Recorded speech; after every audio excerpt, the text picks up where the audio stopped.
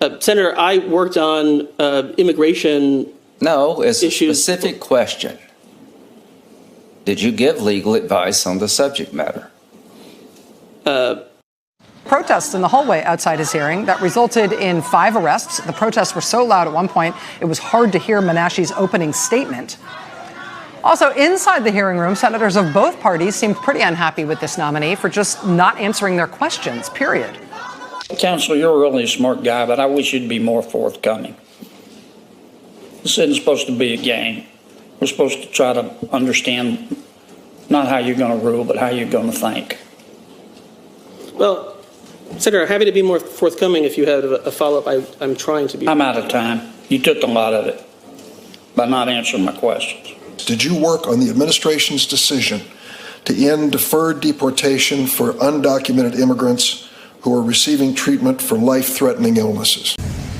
Everybody thought that today's hearing for Trump's latest doozy of a nominee for a federal judgeship, a lawyer who works in the Trump White House, reportedly works on Stephen Miller's immigration policy group. I think lots of people thought the focus for this particular nominee would be about his lifetime of wackadoo writings on subjects including the inferiority of Islam and gays and women and how democracy works best with ethnic homogeneity. No other way to say it, right? But Stephen Menashe's hearing today went pretty bad, pretty fast on a whole bunch of different levels that I'm not sure we all saw coming. Something truly unprecedented just happened. Capitol Hill has turned into complete chaos after special counsel Jack Smith announced Donald Trump's arrest following a significant court ruling. This news is sending shockwaves through both Congress and law enforcement, sparking emergency meetings, protests, and a flurry of statements from members of both parties as they try to make sense of what this means for American democracy. Alongside this arrest, Smith's final report dropped, laying out overwhelming evidence that includes the fake elector scheme and attempts to overturn the 2020 election, along with obstruction of justice and a coordinated effort to undermine the proper certification of votes. It's a lot to unpack, and we definitely need to dive into it. You can see there that while President Trump's judicial nominee came prepared to deflect questions from Democratic senators, he really doesn't know what to do when the Republican members of the committee, including the Republican chairman, starts agreeing with them. I mean, very occasionally, Donald Trump and Mitch McConnell, in their mad dash to pack the federal courts with as many young right-wing ideologues as possible. Now, in Washington, security has been heightened dramatically. Capitol Police and federal law enforcement have set up perimeters and checkpoints around key government buildings. Congress is holding closed sessions like we've never seen before to tackle the implications of recent events and what comes next. Some pundits are calling this a pivotal moment for American democracy. After all, we've never had a former president facing arrest on federal charges, especially not for trying to overturn an election. Special counsel Jack Smith confirmed Trump's arrest after releasing a final report that detailed a criminal conspiracy along with allegations of election interference and obstruction of Congress. It's been all hands on deck for security agencies responding to the situation. The evidence laid out in Smith's report is pretty damning.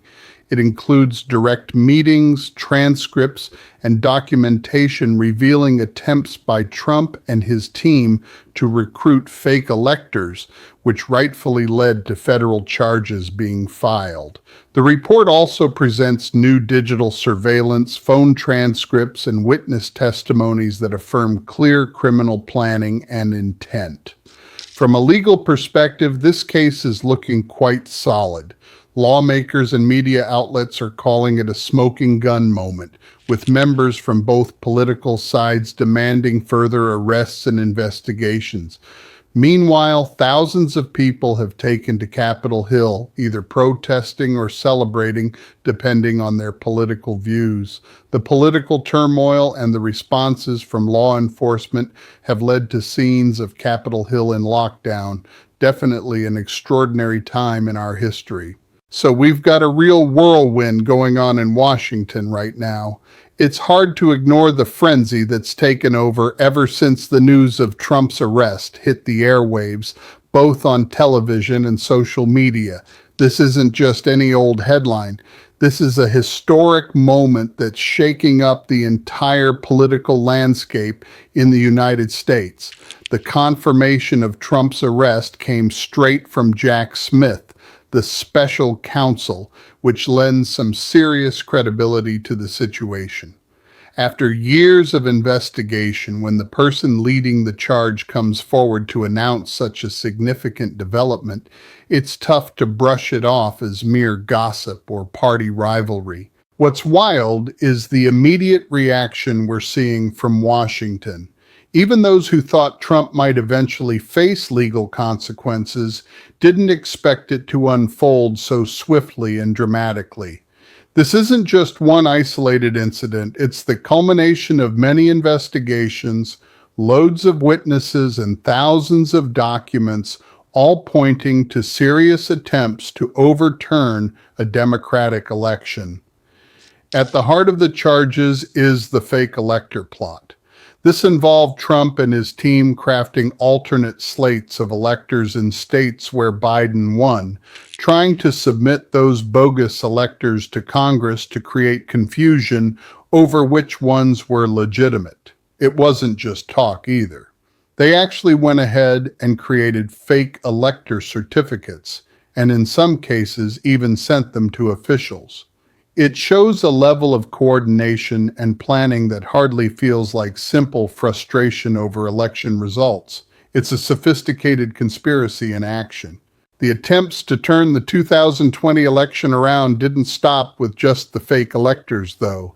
There were also campaigns putting pressure on state officials and efforts to have the Justice Department declare election fraud, all while coordinating with allies in Congress to object to the electoral votes. Honestly, we're witnessing one of the most significant moments in American political and legal history in decades.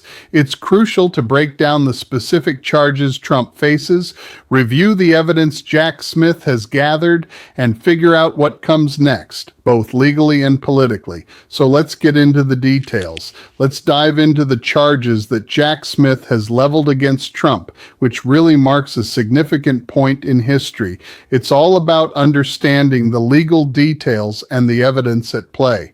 So we've got these criminal conspiracy charges that allege Trump, along with his co-conspirators, made a concerted effort to flip the election results through various illegal schemes. This includes the fake elector scheme, strong-arming state officials, and even trying to leverage the Justice Department, culminating in the chaotic events of January 6th. What's striking about conspiracy charges is that prosecutors don't need to prove that the plot totally worked out. They just have to show that folks agreed to commit crimes and took steps toward that agreement. Then there are the election interference charges, which spotlight Trump's attempts to sway election results in different states by pushing officials and submitting false electoral certificates, among other tactics, to block the rightful winner from taking office. Election interference is a big deal because it directly undermines the legitimacy of our government. It literally goes against the will of the people. When someone stubbornly tries to cling to power after losing an election through illegal tactics, that's basically an attempted coup, even if it looks like just paperwork instead of military force. Now, onto the obstruction of justice charges. These relate to Trump's attempts to throw a wrench in the investigations, including destroying evidence, pressuring witnesses, and making false statements to investigators. It's been a common theme during and after Trump's presidency, constantly trying to cover up information and intimidate people who might speak out. His ongoing obstruction, even when investigations became public knowledge, really highlights an audacity or desperation that escalates the seriousness of these charges. The evidence, particularly the direct meetings and transcripts mentioned by Smith, likely include recordings or detailed notes from gatherings where Trump and his advisors plotted ways to overturn the election and explored legal and extra-legal options. Having direct proof of Trump's own words regarding these criminal plans is tremendously impactful, taking away any argument that he was out of the loop on what his team was cooking up. The situation is really heating up as new details emerge about efforts to undermine the election. It turns out that documented conversations, along with detailed notes discussing potential criminal activity, create some of the strongest evidence against those involved. There's a pretty systematic pattern here, especially when it comes to the attempts to recruit fake electors. This wasn't just a random idea. It spanned across several states where the goal was to set up alternate slates of electors to cast votes for Trump, even though he lost in those states. A lot of effort went into reaching out to Republican officials and activists, convincing them to join in on this scheme. Some were even given a false sense of security with legal cover, suggesting this was all part of a legitimate backup plan. The coordination across 7 different states to pull off this fake elector scheme speaks volumes about the level of planning involved. It certainly wasn't a spur-of-the-moment decision by a few local supporters. One of the notorious moments that highlights this effort is the infamous phone call to Georgia's Secretary of State, Brad Raffensperger, where Trump asked him to find just enough votes to flip the results in his favor. It wasn't merely a request for a recount or an attempt at a legitimate legal challenge. It was more about demanding that state officials fabricate results. What makes it even more telling is that Trump was personally making these calls rather than leaving it to his surrogates. Now, the latest digital surveillance findings from Smith's report reveal that there's some electronic communication among those involved. This points to a planned and coordinated effort, alongside a clear consciousness of guilt. Modern digital forensics have the capability to recover deleted messages and track communication patterns, making it an invaluable tool for building evidence of conspiracy. If Smith managed to get his hands on any texts or emails between Trump and his associates discussing the fake elector scheme or the pressure tactics, that kind of evidence would be incredibly tough for them to dismiss. The phone transcripts mentioned in the report likely include not just the publicized Georgia call, but also other conversations where Trump was talking about attempts to overturn the election results. Federal investigators have their ways of obtaining phone records, whether through subpoenas or actual recordings, thanks to cooperation from telecommunication companies.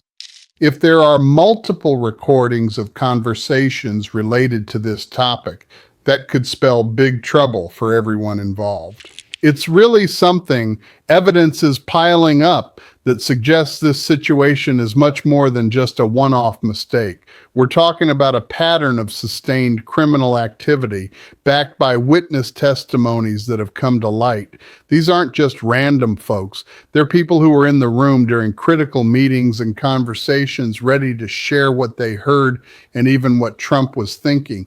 Now, insider witnesses are often the heavyweight champions of evidence, revealing details that documents simply can't. When you got a bunch of them singing the same tune about these criminal plans, and that's also supported by documents and recordings, well, you're looking at an almost foolproof case. Lawmakers and the media have been referring to it as the smoking gun moment. This is the kind of evidence that leaves no room for doubt about guilt. In Trump's case, this smoking gun seems to be a mix of his own recorded discussions about overturn efforts along with documentary proof of fake elector schemes, topped off with witness statements. All this converges into a clear picture of a deliberate conspiracy. When so many independent sources point in the same direction, it gets really hard to argue that he didn't know what he was doing or that he wasn't involved. Calls for further investigations and additional arrests suggest that lawmakers think Trump wasn't operating solo. There are other folks in his inner circle like Rudy Giuliani, John Eastman, and Mark Meadows who might also need to face the music. Some of these individuals are already dealing with state charges, and Smith's report could lead to more federal indictments. The scene out on Capitol Hill with thousands protesting or celebrating really shows just how divided the country is over Trump and the movement toward accountability for his alleged crimes. Supporters view it as political persecution and are protesting against what they see as an injustice, while opponents feel this accountability is long overdue and are celebrating at the prospect of Trump finally being held responsible. This deep polarization complicates everything, especially if a fair trial is on the horizon. And on top of it all, the lockdown and security measures in place are clear indicators of the concerns surrounding these developments. So, as we look at the situation with Trump, there's definitely a lot of chatter about the potential for violence from his supporters. Many might see his arrest as the last straw and feel justified in taking extreme action. Law enforcement remembers the chaos from January 6th and isn't taking any chances this time around. They've learned their lessons and are now ramping up security, establishing strong perimeters, and ensuring a significant presence of law enforcement to manage the atmosphere. The fact that they're taking such precautions really shows how seriously they regard the potential for violence. Meanwhile, Congress is having emergency meetings, presumably to figure out how to handle this unusual circumstance and whether any congressional action is called for. Some folks are even bringing up impeachment discussions, though Trump is no longer in office, just to prevent him from running for any future position. Others are diving into investigative oversight to uncover what Congress knew and when and if any current members might have been involved in the conspiracy. The closed sessions hint that they're delving into classified info or sensitive security topics that aren't fit for public discussion. Now let's talk about what's next on both the legal and political front, because Trump's arrest is really just the kickoff for a process that's going to unfold over many months, maybe even years. The first legal step will be Trump being arraigned, which means he'll be formally charged and enter a plea, and they'll set the bail conditions. This is quite new territory for a former president. There really aren't any clear guidelines on how to handle someone who has Secret Service protection and is facing serious federal charges. Can you imagine putting an ankle monitor on someone who gets round-the-clock Secret Service, or figuring out bail for someone who has private jets at their disposal? Those are tricky questions to answer. The bail hearing should be intriguing since prosecutors will likely argue that Trump is a flight risk given his wealth and resources, including private planes and international properties. On the flip side, Trump's lawyers will counter that he's way too famous to go into hiding and is invested in fighting the charges rather than fleeing. The judge will have to weigh these aspects carefully while also taking into account Trump's unique status as a former president with ongoing Secret Service protection. Whatever bail conditions get set are bound to be unprecedented, marking a new precedent for how future high-level officials facing charges might be treated. Predicting the timeline for the trial is a bit tricky, but we usually see federal criminal trials kick off within a few months to a year after someone gets indicted. Trump's lawyers are likely to throw in every possible motion to delay proceedings or dismiss charges, and that could really stretch out the pre-trial phase. However, federal judges are pretty good at keeping cases moving, and I imagine special counsel Jack Smith is prepared for these delay tactics.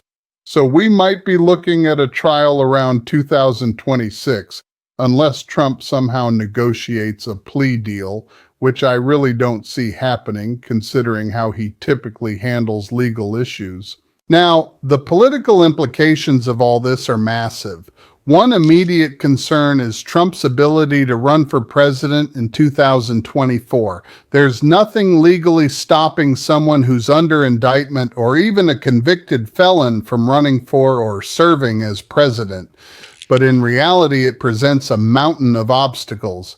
Some states might try to block him from the ballot, claiming that someone facing federal charges related to an election overturn shouldn't have the chance to run again. Those efforts will likely be taken to court, and we'll find out if states really have that ability. Even if Trump manages to stay on the ballots, campaigning while juggling a trial or possibly serving time would create huge logistical and political headaches.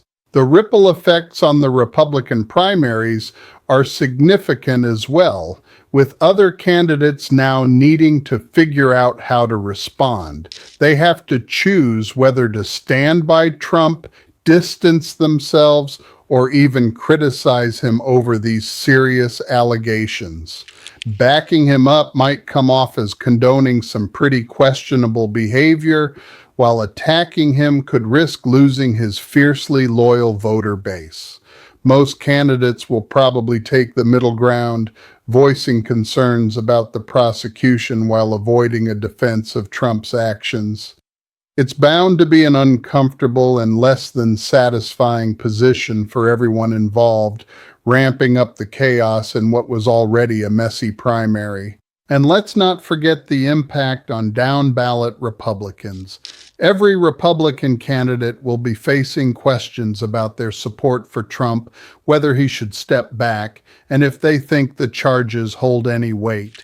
It's a real no-win situation for those running in competitive districts, because any answer they give could alienate either their loyal base or moderate voters.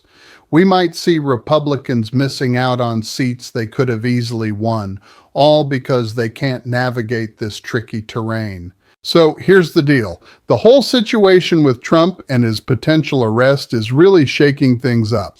The way this unfolds will have big implications for American democracy. If he gets convicted, it sends a powerful message that even presidents can be held accountable for trying to overturn elections, which is super important for keeping our democratic norms in check. But if he gets acquitted or if the charges just vanish, it might embolden future officials to push their luck, thinking they can get away with anything. This is a pretty crucial moment that could set a precedent affecting American politics for years to come. On the international stage, everyone's watching closely, seeing how the U.S. deals with this completely uncharted territory. Some of our allies might breathe a sigh of relief, seeing America stand firm on the rule of law, but others might start getting anxious about our political stability.